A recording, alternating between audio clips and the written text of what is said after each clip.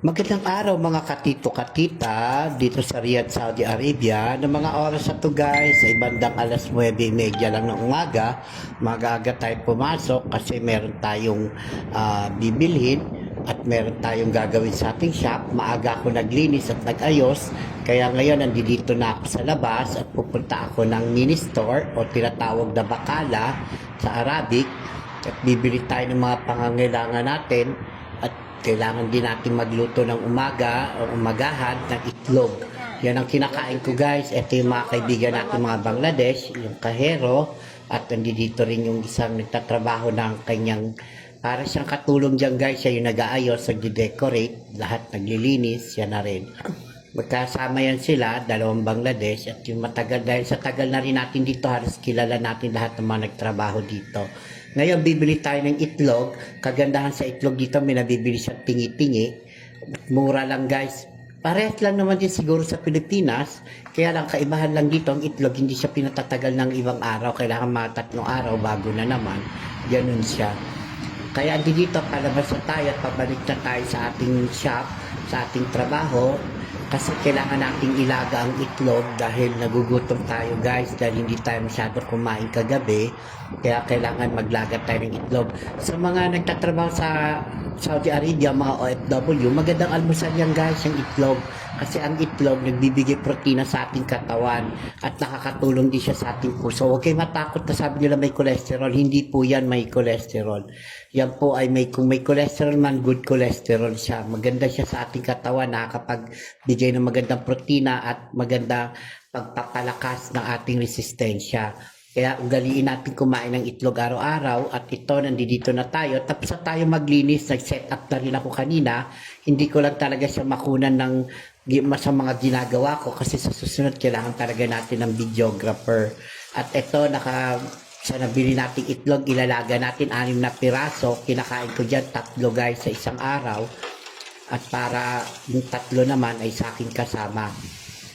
At ngayon naman ay kailangan din natin magtimpla ng ating chocolate dahil para mamaya iinumin natin. So ngayon, ginawa ko habang nag-iinit ako ng tubig, lumabas ako at pupunta ako doon sa shop ng aking amo. At bibisitahin din natin yung aking mga kasamahan sa trabaho. Etong lugar na to guys, etong buong hotel na to ay pag-aari to ng aking amo. Dati siyang hotel, ginawa na siyang luxury apartment. Bali, hindi siya 5-star, 7-star po siya. Mahal ang upa dito, taon-taon ng bayad, hindi siya buwan-buwan. So ang yearly niya, pinakamura is 28,000, halos kulang-kulang kalahating milyon. Halaga na sa peso natin. Kaya yun ang halaga ng bahay dito guys, napakamahal. Kaya kapag dito ka sa Saudi Arabia at gusto mo mag-live out, meron namang ibang mura, kaya lang hindi mo pwedeng suluhin ng isang flat. Halos ang flat ay 3 o 4 o 5 kwarto, babayaran niyo talaga yun. Kaya mahal talaga ang dito. Ngayon pupunta tayo dito sa may shisha. Marami kasing nagtatanong sa akin sino daw yung nakasama ko noong nakaraan, na may itsura. Ito po siya. Kasamahan ko po ito siya sa kumpanya. Ayan. Kaya kamusta raw po kayong lahat? Isa po siyang Yemen. Sa bansang Yemen po siya galing. Dito siya nagtatrabaho sa aming company.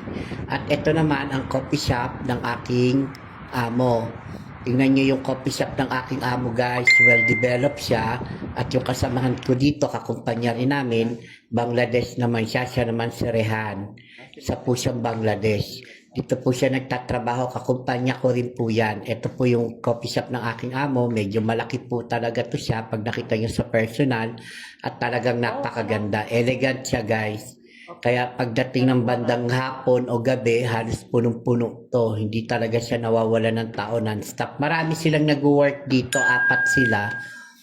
Dito sila nag-work, iba-ibang lahi.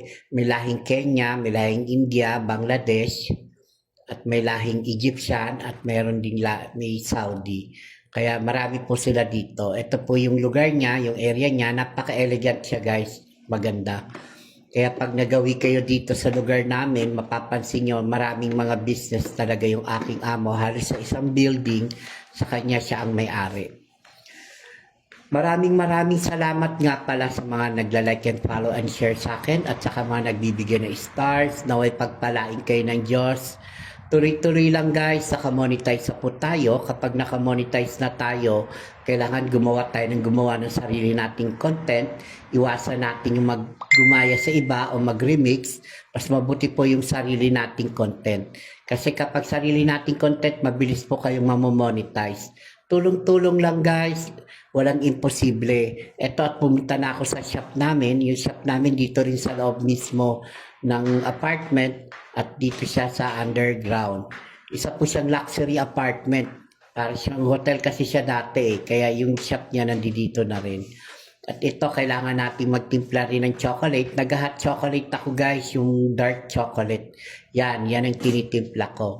At papakita ko rin sa inyo yung aking kinakain na niluto kanina, pakbet. Ginisa ko lang siya sa sardinas. Marami yung gulay, sardinas lang guys. Saka nilagyan ko lang ng magic sarap at may brown bread tayo at itlog na nilaga. Maraming salamat. God bless you all. Bye!